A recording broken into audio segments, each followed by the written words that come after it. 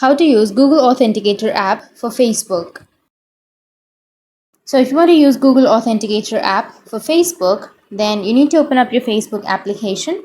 Once you open up your Facebook, now you just need to simply go with the upper right, which has that 3-bar icon.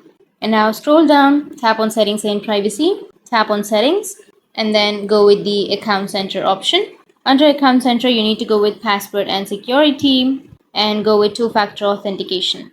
Choose Facebook and you need to re-enter your Facebook password. And after that, you can enter the code which you've received on your mail. And here you will have an option of authentication app. So simply tap on authentication app. And here under the authentication app, you need to toggle on the option.